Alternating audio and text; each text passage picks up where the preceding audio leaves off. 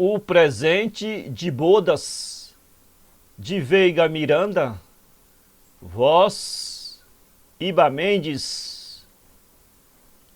Prelidiano Gonçalves de Távora desposara havia quase 25 anos uma mocinha de Iguape, franzina, meiga e cheia de sardas.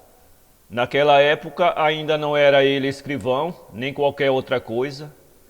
Entrou para o cartório mais tarde, instado pela sogra a cujas costas vivia e que se não cansava de pregar todos os dias um sermão contra certos maridos troca-tintas que deixam a mulher em casa a trabalhar e vive trocando as pernas pelas esquinas. A temível senhora morria pouco depois de uma antrasa ao peito e só então veio a conhecer Preludiano a dura contingência de prover ao combustível para a máquina doméstica, contingência tanto mais imperiosa quanto a família prosperara, em número já se vê, havendo a franzina iguapense, em menos de 2 anos, brindado ao aturdido escrivão com 3 magníficos exemplares da última edição dos Gonçalves de Távora. Essa assustadora fecundidade assombrou o pobre pai. Vieram primeiro aquelas meninas gêmeas, Laura e Leonor, depois o seu morgado, como ele dizia, aludindo ao rebento varão, a que chamou Mariano, em honra de sua esposa, Marianinha. Mas foi um susto apenas. A fecundidade de Marianinha esvaiu-se, estacou, desapareceu, como esses veios de água límpida que correm sobre as florestas e de súbito somem na terra. Tranquilidade para Prelidiano, tranquilidade logo depois convulsionada por uma dor aguda. O seu morgado, que aos 7 anos já era um grandíssimo peralta, certa manhã em outubro, levava um trambolhão dos píncaros de uma jabuticabeira, de tal sorte que lhe se torceram os gorgomilos e morreu. Ficou o doce sentimento da paternidade reduzido em Prelidiano, a passear da cabeça de Laura para a de Leonor, da cabeça de Leonor para a de Laura, e como a família era pequena, entenderam as suas cunhadas de Iguape que seria agradável e consolador virem-se aboletar com ele, nada menos de 3, uma das quais viúva, reumática e com 4 filhos. A máquina doméstica exigia agora dobro em cavalos vapor de altos, traslados e públicas formas, e a figura de Prelidiano, a suportar todo o estafante e pesadíssimo encargo daquela família, lembrava bem o símbolo mitológico de Atlas, mas de um Atlas pigmeu, condenado a aguentar o mundo. Aproximavam-se para o venturoso casal as bodas de prata, e a suave Marianinha lembrara-se de que bem podiam festejar aquela data, casando as 2 filhas, pois tanto Laura como Leonor traziam namoro, a primeira com um escrevente de cartório, a segunda com certo oficial de polícia. Estavam ambos prontos a pedi-las, era questão de um sinal de cabeça das meninas. Seria a maneira mais bonita, dizia a romântica Marianinha, de comemorar-se aquele dia, mas objetava o marido, para isso eram precisos meios, recursos para o enxoval, para os concertos da casa, para a mobília dos quartos. A casinha era própria, uma casinha na Rua do Carmo, pequena é verdade, mas era deles, ou antes dela, Marianinha, legado de certa baronesa rica que a levara à pia do batismo e cuja proteção e amizade foram para a iguapense, ao lado do encanto dos seus olhos, as coisas que mais enfeitiçaram o Prelidiano. O escrivão achara a ideia dos casamentos verdadeiramente genial, tanto mais que se lembrara de estabelecer com os genros uma espécie de comandita para aguentar o lar doméstico, e andava preocupadíssimo com a lembrança dos enxovais, da mobília dos quartos, dos concertos da casa, sonhando 1000 recursos diferentes, embalando-se nas mais frágeis miragens, lançando a âncora da esperança aos bilhetes de loterias, ao acaso, a algum testamento desconhecido, mas nada, nada. Com os seus proventos de escriba, magros, que mal chegavam para o feijão diário, nem era bom contar. Naquele caso, só uma intervenção providencial, algum fenômeno benéfico da fortuna, coisas que escapavam inteiramente aos seus esforços e à sua energia. E, entretanto, contava de tal forma com essas forças estranhas que as duas raparigas já haviam acenado aos namorados o peça-me a papai, e tal pedido já fora feito e dado sim, tudo isso em duplicata, infestado, como dizia um caixeiro da vizinhança, amigo do escrivão. Faltavam apenas 4 meses para a data venturosa e fatal. O amoroso idílio das pequenas corria o mais ardente possível, sob o olhar de cérebro tutelares da mãe e das tias, e só Prelidiano andava cada vez mais sorumbático e triste. A fortuna não dera ainda um passo a seu favor, os enxovais estavam por fazer, as mobílias por comprar, a casinha inteira esperando a mão de tinta prometida e urgente. A sua Marianinha desfazia toda a suavidade em objurgatórias constantes, terríveis catilinárias que desabavam como pedras sobre a cabeça do escrivão, atos esses em que colaboravam as 3 cunhadas vindas de Iguape, uma certa comadre da vizinhança, e até as meninas com expressivos muxoxos e dengues cheios de ironia e desprezo. Ai, graças a Deus, tia Tonica já me deu 6 camisas, dizia uma. E eu, para o meu vestido, já tenho uma peça de tira bordada, volvia a outra. E vocês se contentem, meninas, que o enxoval há de ser pouco maior, gorgolejava uma das tias, que era um tanto papuda. E se formos esperar por mais, não casamos, respondiam ambas. Estas palavras, entrecortadas de sorrisos escarninhos, olhares mofadores e ferinos, transpassavam a alma do escrivão como 7 espadas. Era quase sempre a hora do almoço que se passavam tais escaramuças, e o pobre homem saía para o trabalho, varado e humilde como um cão. Sofria aquela injustiça dos seus com resignação estoica, que pretendiam, santo Deus, que fabricasse moeda falsa, roubasse, descobrisse uma mina de ouro. Já não se lembrava, porém, de que aquela suntuosidade de enxovais, de mobília, de casinha pintada, fora ele próprio que despertara no espírito das filhas, sugerindo-lhes coisas que a sua imaginação de visionário se afiguravam realizáveis e possíveis. O pobre homem tomava tristemente o chapéu, a bengala, um maço de autos que levara a copiar toda a noite, e o jornal. Acendia um cigarro grosseiro de palha, e lá se ia vagarosamente lendo a folha pela rua. A primeira coluna por onde soltava os olhos febris e esperançosos era a das loterias. Nunca deixara de ter um bilhetinho a conferir, era o seu grande sonho. 50 contos bastavam, e imaginava o seu número premiado, nota dos bancos bailando em torno à figura, num frenesi. Não dizia nada a ninguém, depositaria o dinheiro em um banco, afetaria em casa a mesma pobreza, o mesmo desânimo, deixaria que fizesse um enxovalzinho modesto, simples, muito escasso, ouviria as recriminações da mulher contra um mau estado da casa, a feia e velha mobília dos quartos, suportaria o desdém e má vontade das filhas, tudo com um sorriso superior, enigmático, de quem traz o mistério dentro de si. Mas nesse dia, depois de realizada a cerimônia, ele se chegaria aos 2 pares, na presença do juiz de paz, do cônego, dos convidados, metido naquela mesma sobrecasaca russa que também passava as bodas de prata, e depondo nas mãos de cada filho um rolo de papel, dizia: Eis aí, meninas, o presente de bodas do vosso pai.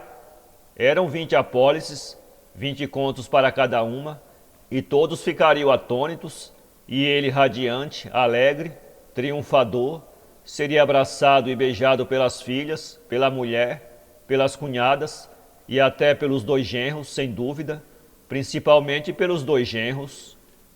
E o pobre Gonçalves de Távora repetia na rua o seu grande gesto, vibrando o rolo dos autos e do jornal, a dizer em voz alta para os transeuntes espantados: Eis aí, meninas, o presente de bodas do vosso pai.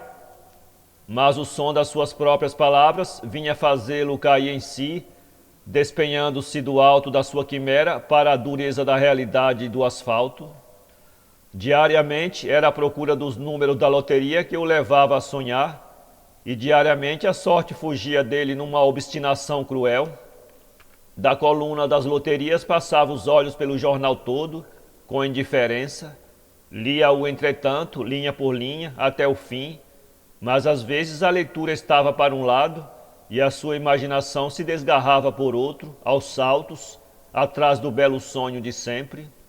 Certa vez em que procedia distraidamente a essa leitura, sentado à sua mesa de trabalho, antes de encetar a labutação enfadonha de encher folhas e folhas de almaço, surgiu-lhe pela frente uma notícia que lhe soube prender os olhos e a atenção.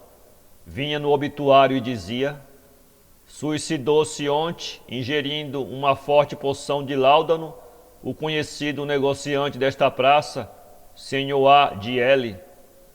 Atrasos comerciais levaram-no a esta solução extrema. Sabemos, porém, que deixa a família amparada, graças a um seguro de 100 contos que fizera na companhia tal. Como? Exclamou consigo o prelidiano. As companhias pagam seguro em caso de suicídio? Não é possível. Mas daí a 3 ou 4 dias, lendo no mesmo jornal o recibo firmado pela viúva do morto, acompanhado de agradecimentos à companhia de seguros pela prontidão com que satisfizeram o pagamento, etc. Segundo o costume, logo subordinou aquele caso à sua fantasia, releu vagarosamente o recibo, mas firmado por Marianinha, e o segurado extinto, suicídia, tinha o nome dele, bem claro, com todas as letras, Prelidiano Gonçalves de Távora. Aquela ideia sucou-lhe a mente como as rodas de pesado caminhão em um terreno fofo e compreensível. Sim, realmente, era uma solução, pensava ele, e depois, que heroísmo, quanta abnegação naquele sacrifício pela família. Faltavam 2 meses apenas para suas bodas de prata, e até agora a fortuna, o acaso, as loterias, nada quisera vir ao seu encontro. Guardou no fundo da alma aquela resolução. Desde esse dia, quando em casa a mulher e as filhas o premiam sob uma saraivada de remoques e ditos, ele sorria, tinha o ar transfigurado de mártir, parecendo gozar daquele sofrimento. Os ápodos, as recriminações, as continuadas invectivas que dantes o abatiam e torturavam, constituiu agora para ele delícias esquisitas. Como se hão de arrepender, pensava ele, como se hão de arrepender. E em segredo, sem participar a ninguém, conheceu a prestação que, na sua idade, se deveria pagar por um seguro de 50 contos, sujeitou-se ao exame médico no consultório da companhia, tudo misteriosamente às escondidas, com terror pânico de ser pilhado e descoberto durante aquelas disposições. Homem de ordinário inerme, sem expedientes, Prelidiano se transformara naqueles dias, desenvolvendo atividade e astúcia até então desconhecidas na sua pessoa. Assim foi que, ao saber que uma só prestação lhe custaria 2 contos de réis, devido à sua avançada idade, não desanimou. Foi a um capitalista seu amigo e fê-lo, pedindo maior sigilo, dizer-lhe que emprestava aquela quantia sob a hipoteca de sua casinha. Obtida a resposta favorável do agentário, fez lavrar em cartório a competente escritura que apresentou à sua mulher, fazendo-a assinar como se fossem papéis para os casamentos. A simples e suave Marianinha assinou confiante. Prelidiano, nadando em júbilo, partiu de casa para o escritório do capitalista, que o embolsou do dinheiro. Ao tocar aquelas notas, numa quantia que nunca tivera em mãos em dias de sua vida, o escrivão não teve a menor sensação de horror. Não era a sua sentença de morte, eram os esponsais, a felicidade das filhas, o seu presente de bodas. Levou toda a importância à agência da companhia, recebendo imediatamente a sua apólice de 50 contos. 50 contos, o que não pudera adquirir em 30 anos de trabalho e de sofrimento para legar à família, ia conseguir de uma hora para outra, rapidamente, graças a uma dose de láudano. Andou de farmácia em farmácia, comprando tóxico em pequenas quantidades para não suscitar suspeitas. e guardando no bolso aquele arsenal de vidrinhos, ao lado da apólice do seguro, partiu para casa feliz, cheio de tranquilidade, trauteando cançonetas alegres. Certa manhã a mulher dirigiu-se-lhe de mau humor. Não sei se te lembras de que faltam 20 dias para os casamentos, e estamos tão adiantados como há 6 meses. Santo Deus, que palerma de marido! É hoje, pensou o pobre homem, e respondeu: não te aflijas, Marianinha, juro-te que os casamentos serão feitos. Amanhã mesmo terás todo o necessário para isso. Todo o necessário. É bom dizer, mas não de arranjar. Esperas que caia do céu, não é? Verás, Marianinha, verás. Tomou o chapéu, a bengala e os jornais, como de costume, mas em vez de sair para o cartório, dirigiu-se sorrateiramente para um compartimento da casa, que lhe servia de escritório, e fechou-se por dentro. Sentou-se à velha escrivaninha, onde tantos milhares de autos, traslados, públicas formas e escrituras copiara durante a vida, e escreveu estas linhas derradeiras e fatais: Marianinha, nesta gaveta acharás uma apólice de seguro de vida no valor de 50 contos. É meu desejo que no dia dos casamentos seja dada a cada uma das meninas como presente meu a quantia de 25 contos. O resto é para ti e para as despesas. Adeus, Prelidiano. E deitando-se num velho canapé, ingeriu de um por um todo o conteúdo dos frasquinhos que trouxera. Seria 1 hora da tarde, quando um solicitador do fórum bateu à porta da casinha da Rua do Carmo, perguntando pelo escrivão. Foi para o tribunal, disseram. Mas lá não está, respondeu o homem, e acrescentou precisar de uns papéis que deveriam estar na escrivaninha de Prelidiano e pedir às senhoras licença de procurá-los. Pois não, entre e faça o favor, respondeu uma das filhas, introduzindo o recém-chegado. E Marianinha e as 2 raparigas lá conduziram o rapaz, através dos corredores da casa, até o gabinete do escrivão. Notaram com espanto que a porta estava fechada e a chave pelo lado de dentro na fechadura. O espanto degenerou em pânico e terror quando lhes pareceu a todos ouvir gemidos trágicos, dolorosos, que provinham do aposento, gritos e lamentações de Marianinha e das filhas, enquanto o solicitador metia ombros à porta, que depois de várias e enérgicas tentativas não teve senão ceder. No chão, sob o tapete esgaçado, caído do canapé, jazia Prelidiano mísero. A mulher atirou-se aos gritos para ele, as meninas saíram correndo a pedir socorro, entrou gente estranha na casa, apareceu um médico, reinando por algum tempo uma confusão terrível. Quando o enorme alarido serenou, e que deram com o bilhete em cima da secretária, Marianinha, ao lê-lo, teve um delíquio e foi necessário retirá-la do gabinete. O solicitador, que no meio daquilo tudo não esquecera os seus papéis e remexia as gavetas a procurá-los, tirou de uma delas a apólice do seguro e leu-a. Datada de 4 deste mês, disse ele para o médico, que neste momento acabava de declarar perdido aquele caso, mas esta apólice não vale nada. Como? Perguntou um dos presentes. A companhia só paga o seguro em caso de suicídios, quando o sinistro se dá depois de 5 anos de prestações. O pobre envenenado teve um momento de lucidez extrema ao ouvir aquelas palavras, pensou na sua casinha hipotecada e expirou.